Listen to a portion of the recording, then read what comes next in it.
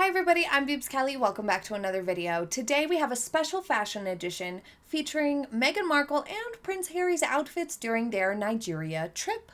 I did already talk about her peach dress at the school visit that she did. We'll briefly recap it, but I'll go ahead and link that video here for you as well in case you'd like to go back and watch the full analysis.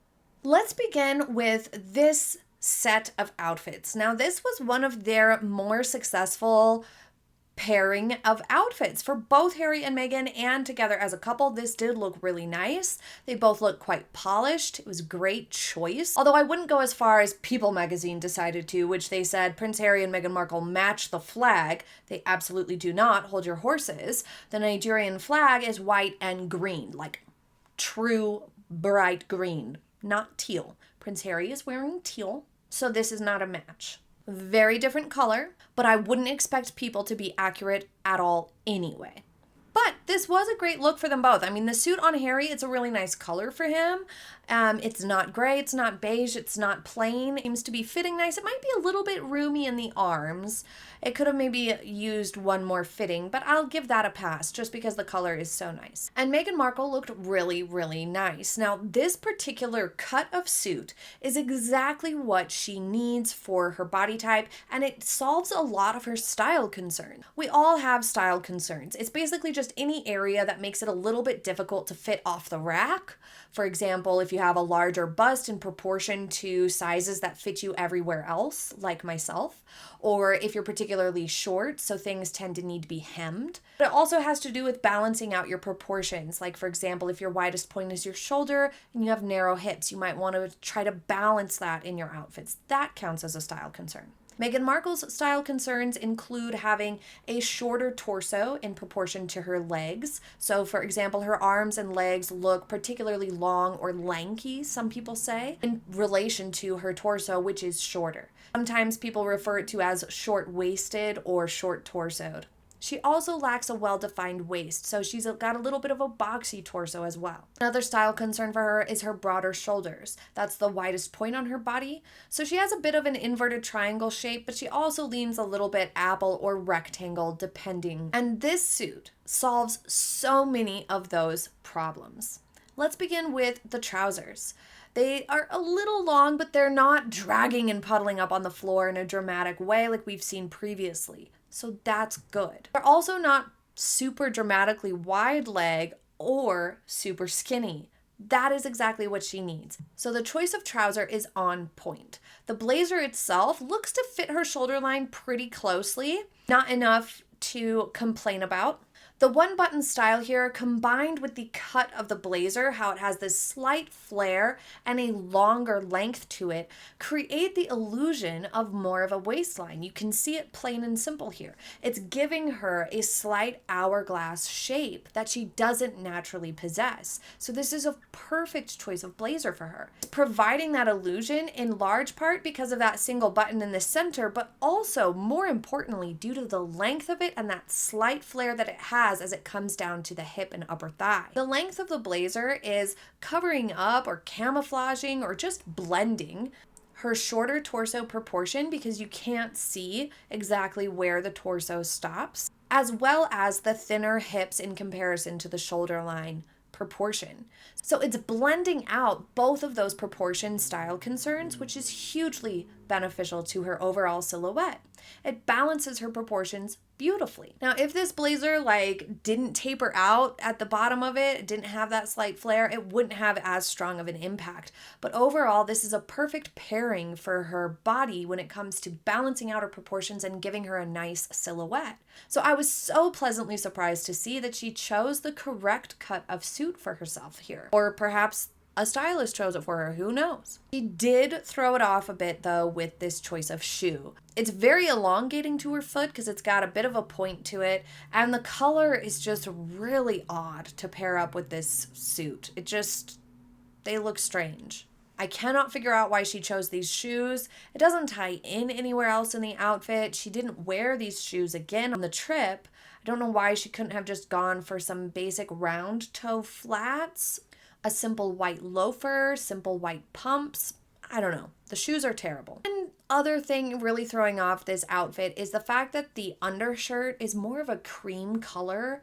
The fact that the top and trousers match perfectly, at least on my computer here, is good. That's great. But there's really no excuse to not have the undershirt also match perfectly, because as we've been over, she can afford to send an assistant out to find something that matches perfectly. It cheapens the look just a tad. So while the silhouette is perfect for her, those little details like the undershirt and the shoes do take away from its finish as compared to, like, say, Catherine the Princess of Wales' white trouser suits here.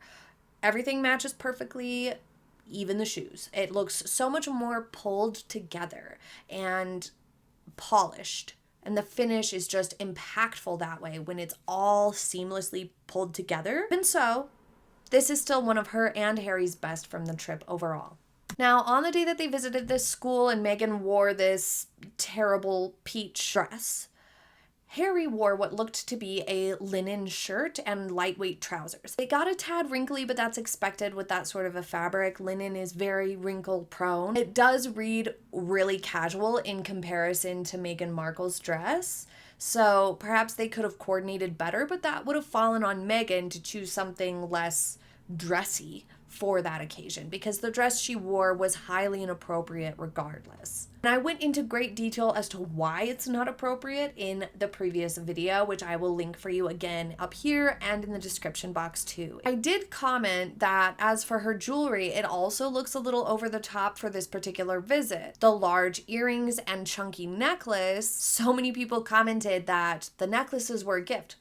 Yes, I was speaking about the gold necklace. The gold necklace that she has on, it's just big, thick, chunky. It's a little much for a school visit. At a school visit during the daytime, you wouldn't want to wear a dress this nice and you wouldn't want to wear this much jewelry. Something a little bit more understated is what's polite and appropriate for a school setting. So I was talking about the gold necklace. The wood necklaces, the wood bead necklaces that they have were gifts and are perfectly appropriate to be wearing. Itself, it doesn't necessarily create the illusion of a waistline the way that white suit jacket did, but it also doesn't widen or draw the eye too aggressively there either. So I think that it's fine in terms of balancing her figure okay. It does have that sort of drop waist seam where the skirt starts around the thigh area, and that does help to give the illusion of balancing out her proportions a little bit more too, which is good. My biggest complaint on this particular peach disaster is that it was not anywhere near appropriate for the occasion. My second biggest complaint is that it was too big. It was a bit frumpy in the middle. It was far too long. Dragging on the floor, things like that really took away from the look. It made it look messy, and that was unfortunate. Let's look at an outfit from day 2. And oh dear, this palm print dress is completely inappropriate once again. The shoes, let's start with the shoes. They have this line up the front, up the top of the foot, and that is very elongating to the foot, and she already has kind of long feet. So it's not necessarily the best style of shoe for her. The print of the dress I really like, but it's a very beachy or casual date night even. It's not professional or sporty.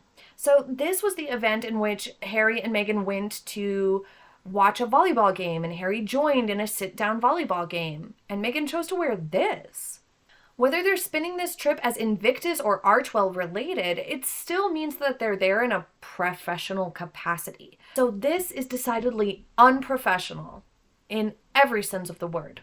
As far as the fit goes, the straps definitely look like they needed to be shortened. They look like they're hovering a little bit, like they definitely have way too much room and will be falling down and slipping down all day long. And because they are not shortened to really fit her perfectly, it makes it look like the bodice of the dress is sitting too low. It's accentuating the small bust. It's not creating any sort of a flattering waistline situation. That's kind of exaggerating this area up here. What she really should have done was have this dress customized to add a little bit of a sleeve. We've seen Catherine the Princess of Wales have her outfits or dresses adjusted to take away sheer elements or to add sleeves to make them more suitable for a given event. It's not that hard to do, and Meghan really has no excuse to not do it because the amount of money she spent on the outfits for this trip is insane. She has over $200,000 worth of jewelry and clothes that were new on this trip, excluding rewears, according to one source. So having this dress modified to make it more appropriate would have been no big deal in that context. The slit is also a bit high for this event, for this occasion as well, because she was also meeting with kids and things like that. And the fact that it has a slit and is basically spaghetti strap situation just gives such a casual going to dinner at a beachside place with your husband on vacation sort of a vibe is what this looks like. It does not look like she belongs at this event in this outfit. When you don't dress for the occasion, mainly you make a fool of yourself, and that's what this looks like here. And since it was Invictus related, once again, she should have been wearing something Invictus. That would have made sense. It would have given a sporty edge to her look. It would have been approachable. It would have been normal. But instead, she's sticking out like a sore thumb, dressed for dinner at a volleyball game. While they watched this volleyball match, I know when you look at your outfit, you'd never think that that's where she is, but that's what she chose to wear to watch volleyball of all things. But they had gifted her a scarf upon arrival made with the colors of the Nigerian flag, and she wore it for like 2 seconds and then took it off and placed it in her lap. And that was just plain rude. She really should have kept it on like Prince Harry did.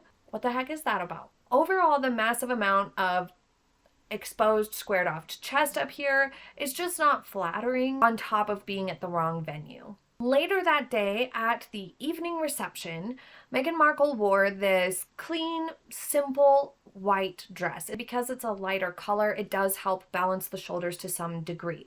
If it were a black strapless dress, it would have been very, very shoulder heavy in terms of visual dominance. Because black is slenderizing, it would have just created this situation where the shoulders were so visually dominant. But because the dress itself is white, it's drawing the eye to the dress itself, and the shoulders have the illusion of a better balance there. This one also, I believe, was linen fabric, so it did get lots and lots of wrinkles as the evening wore on. It became very, very wrinkly. Looks like it's falling down just a tad in many of the pictures. I think that adding sleeves again, or finding a dress that had at least like cap sleeves, would have been a much better option than something fully strapless. It was also perhaps a bit of a missed opportunity to wear something more representative of the host culture. None of the other women in this picture, for example, who are hosting her, had exposed shoulders. They all had covered shoulders and décolleté. It would have been much more professional and respectful to these people to not do strapless.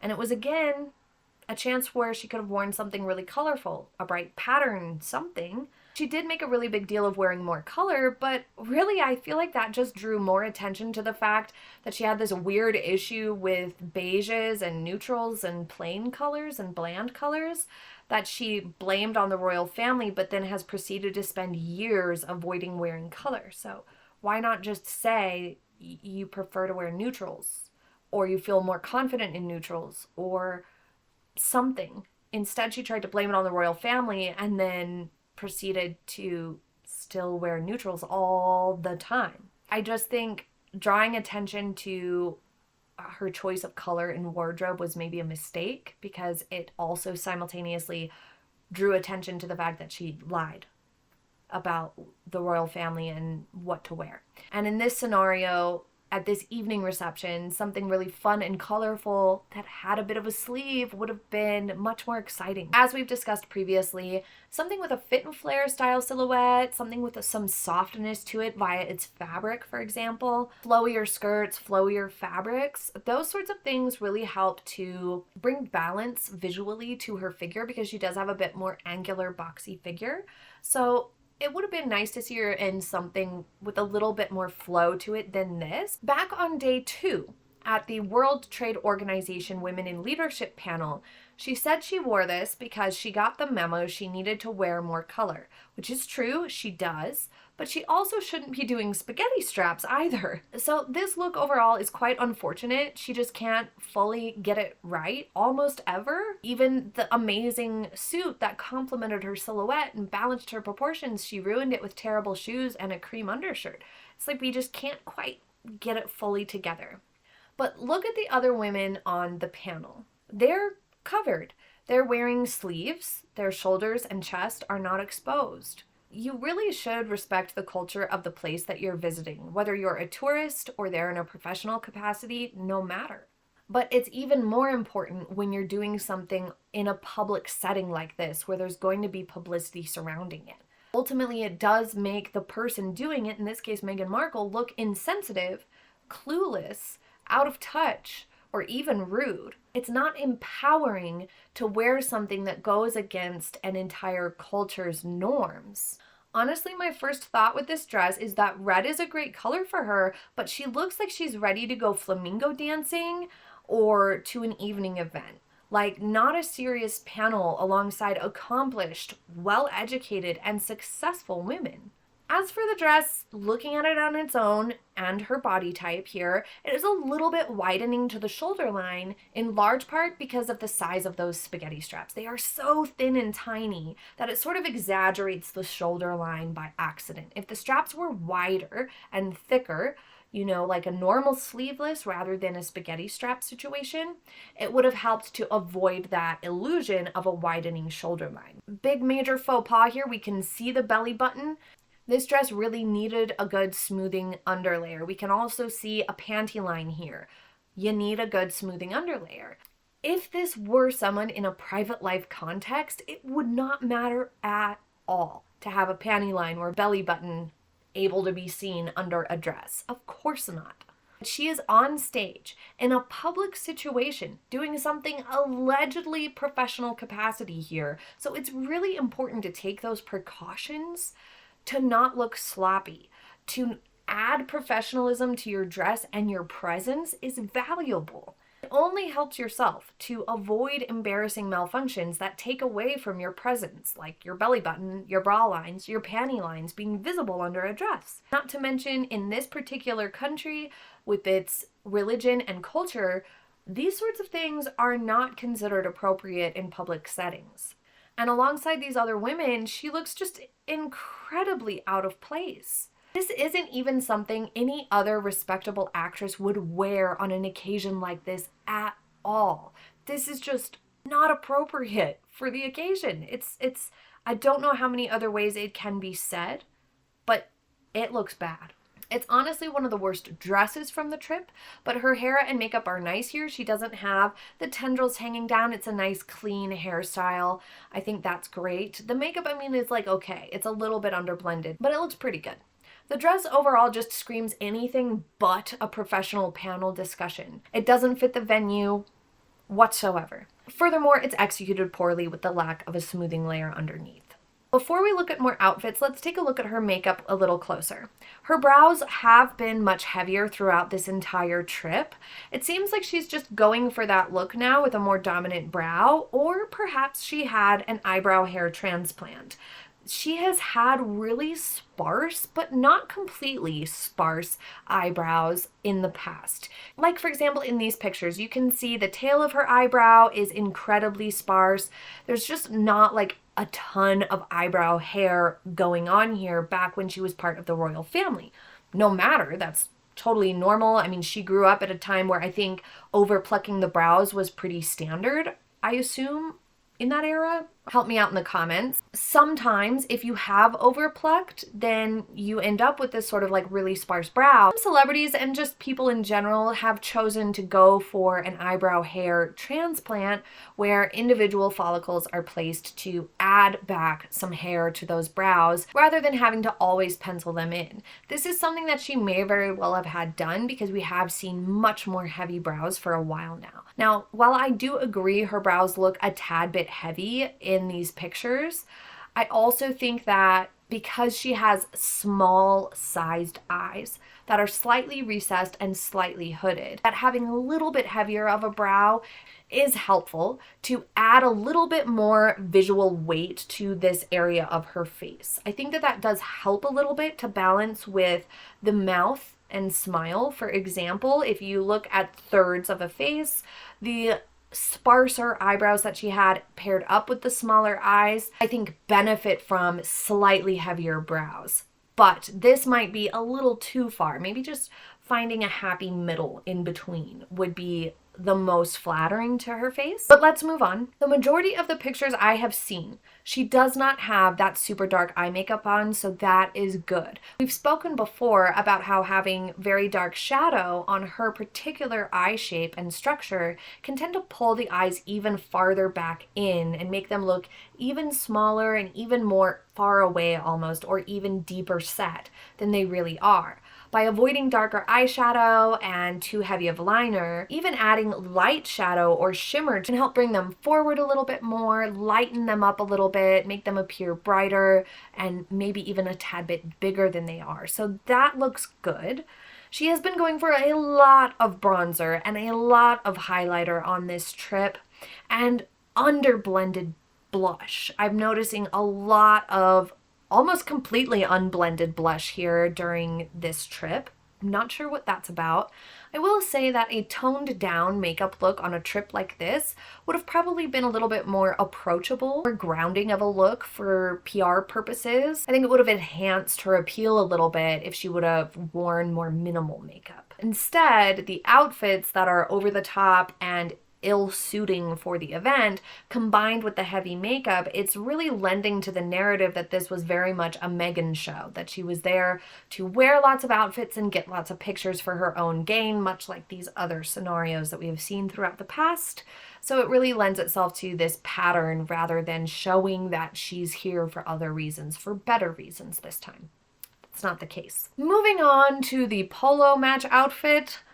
This was another sad attempt, unfortunately. This one is really blowing my mind. It's confusing. The puckering of what looks to be bust darts are 3 inches lower than where her bust actually is. So this dress confused me to no end until I saw this picture from behind.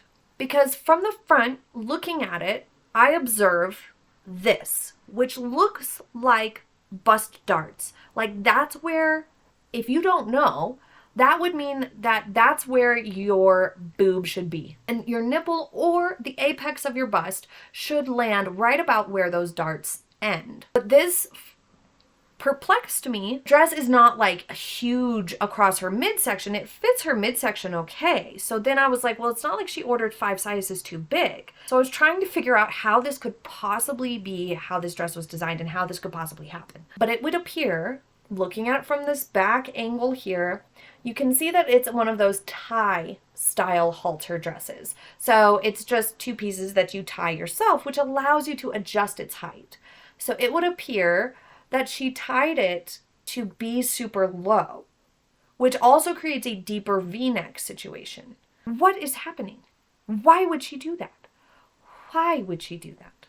It creates the illusion that it's too long for her throughout the torso, and it makes the whole situation look weird. Now, I'm not 100% sure, but that's the best I can figure out, because it having these weird puckers here 3 inches below the boob is so strange. I don't understand it. Looking at pictures of it on the manufacturer's website, it doesn't look like this at all. It's so strange. I feel like it's just one of those dresses that wasn't a good match for her proportions, because it's a very almost 20s inspired silhouette where the waistline hits really low. So I'm not exactly sure what is happening or how this is happening, but it looks bad. It looks like she did it wrong or is wearing it wrong. I'm not sure, but the whole thing is messy around the bust. That's the point. It's also quite wrinkly along the sides, and the skirt of it is very, very wrinkly. As we discussed, deep V-necks and bare shoulders are not respectful to this particular host country and culture, and they're certainly not a professional option either. As far as representing Invictus and Archewell, it's supposed to be professional. So this was a big mistake in judging the circumstances and what would be appropriate for the occasion.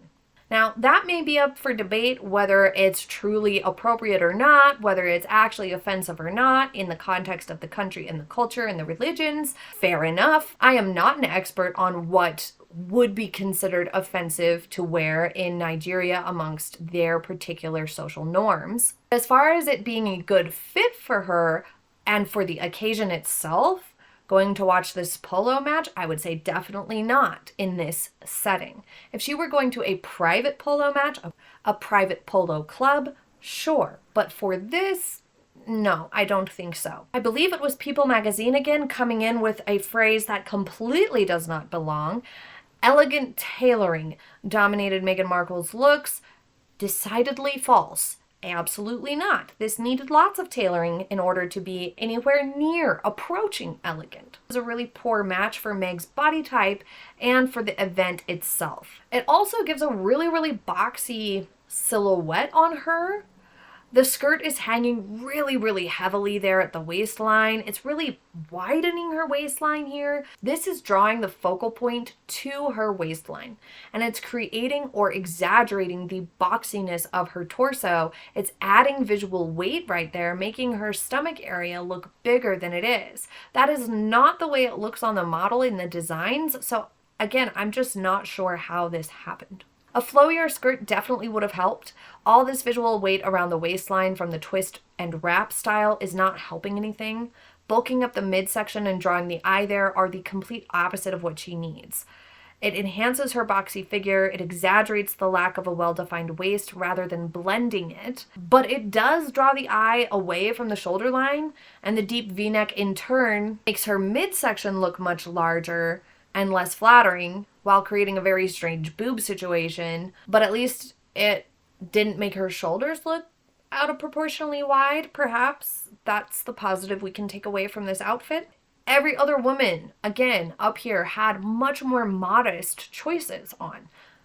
None of these women have exposed shoulders or deep V-necks. Also from day 3, we have this yellow dress. Now, on this day, Harry started to look a bit unhappy, I would say. The majority of the pictures from day 3, he's pretty frowny and looks pretty irritated. Perhaps this couple just doesn't enjoy doing tours. We talk about in the South Africa trip, the evolution throughout the trip by the last day, things were very testy, and this just reminds me of that.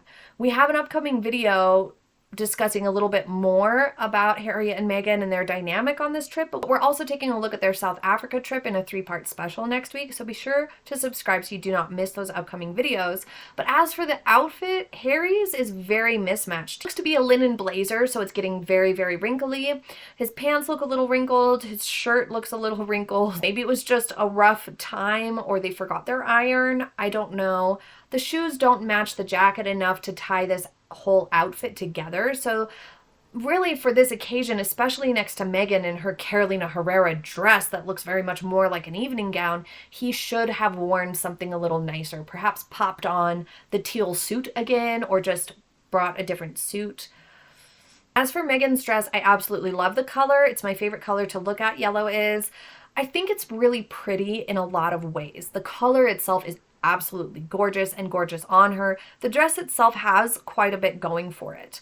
I do like the French twist hairstyle she tried here. She still has her comfort strands in the front, but overall I think that this is a better hairstyle than on some of the other outfits and other days. The dress silhouette itself is just not my personal favorite, I will say. I've never been drawn to this particular style of dress myself. It makes me look and feel very frumpy in a dress like this, in part because I have a larger bust and things like that. If my waist isn't defined in any way, I look ginormous. She doesn't have the same set of problems though, so this style of dress works better for her than it would for others. Despite it not being my favorite, I can see the positives that it has for her. The wider straps, as opposed to say the spaghetti straps we saw previously, help to not exaggerate or draw the eye to a broader shoulder line, so that's good.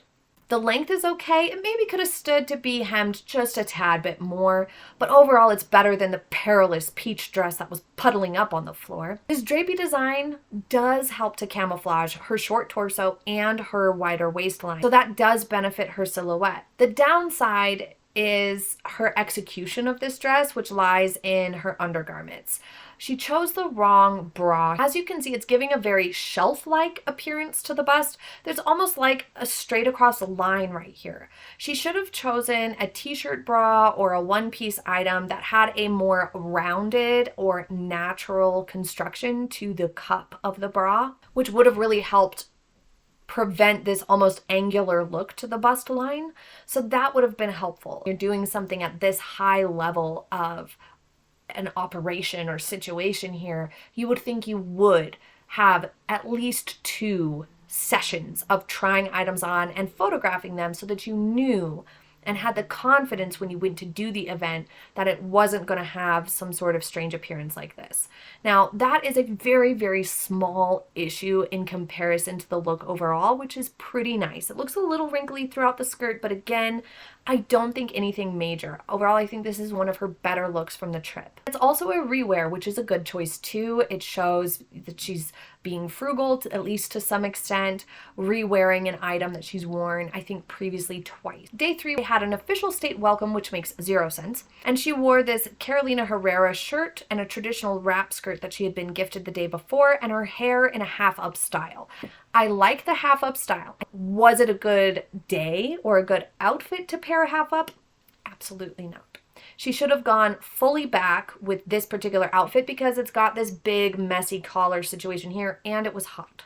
Having the collar and the hair down does add a little bit of visual mess to that area. It would have looked more polished if she did her hair up or back in a ponytail even. The shirt is a wrinkly disaster. She's done this terribly bulky rolling up of the sleeves that she likes to do that just looks really bad and really messy. And furthermore, because she rolls them up to right here, which falls in line with her waistline and the spot at which her skirt begins, it adds a lot of visual weight right there and bulks up this whole entire area, sort of drawing the eye more and widening the waistline even more. So it's just not good strategy when it comes to her styling either. Wrap skirt, it's a beautiful color scheme. It's appropriate choice for the situation. I think it was great and respectful for her to wear the skirt. We do unfortunately have a bra outline here. Not sure why or how that could happen at all. It shouldn't be. It makes no sense. Some commentators defended the spaghetti strap and backless dresses with the saying that she's in a country that's very, very hot. It's a hot climate, and at this particular time, it's very high temperatures. But this, I think, pokes holes in their argument. She's wearing a shirt with sleeves and a skirt that's completely full and wrapped around in layers, and she was clearly pretty hot. She was a little sweaty in some of the pictures, but that's a completely understandable thing. But what my point is, she's capable of wearing an outfit that is not spaghetti strap, is not skin bearing, or has an open back or side, and not being overheated to the point of complete and utter discomfort. Furthermore, on a trip like this, her priority should be making sure the people around her are comfortable, and that includes wearing an appropriate outfit. It's not about her comfort. Her comfort is not the priority in situations like this. Being appropriate is the priority. This is another set of pictures where Harry looks just really unhappy and cranky. The speculation, the rumor, is that she caused a huge argument right before this day began and these events kicked off on day 3, and that's why we have the typical acting from Meghan and anger from Harry on these days. But what do you think? That is just a rumor. Please leave your thoughts on that in the comments section. I'm interested to read them. If we were to rank her outfits from best to worst, taking into consideration their fit for her body, and her execution, meaning her base layers, having it not be wrinkled, things like that, the styling, which would include hair, makeup, jewelry, and the suitability for the occasion, the venue, as well as cultural context, meaning showing respect to the host nation and culture, I would place her outfits in the following order. A white pantsuit, best of the trip, because the only issue is that she threatened to ruin it with poor choice of shoes and undershirt. The outfit itself, though, the suit pieces, perfect. The yellow dress, probably next best because it has so many upsides, and the biggest issue was she wore the wrong bra. Bigger problems have occurred. So that one I would put in second place probably. Third place would probably be this one. Even though it looks kind of messy and a little bit frumpy, the fact that she wore a traditional skirt she was gifted is so respectful to the nation, probably made those people feel so happy and special. The women who gifted her this, that meant so much to them. So I would give this third place because of that and that alone. Even though the top was messy and it could have been improved in lots of ways, that was meaningful, that was important, that was a good choice. Next would probably be the white strapless one. It's not perfect, but it's better than the next few. And the rest are honestly equally tragic. I would say the next four are tied for last place. We have the palm print spaghetti strap sort of dress. Terrible choice for the occasion. Does not read sporting event at all. And it had ill fit and was revealing. We have the perilous peach dress, unacceptable for the venue in every way, shape, or form, and it was ill-fitting. The polo halter neck, absolute messiest, completely out of place at the venue and ill-fitting. And then the red spaghetti strap, just laughably bad choice for the occasion. Completely wrong, completely opposite of what that scenario demanded. Poor execution too. Most visible undergarments in the red dress, just not flattering to her figure either. The only good thing about that dress was the color. Please let me know in the comments what you thought of her better outfits and which one you liked the least. Thank you so much for joining me for this special fashion edition. Don't forget to subscribe so you do not miss all of our exciting content coming out next. And thank you so much for being here with me. I hope you have a very happy day ahead. I hope you enjoyed today's video. Click the like button if you did, and I will see you next time. Have a happy day, everybody. Bye.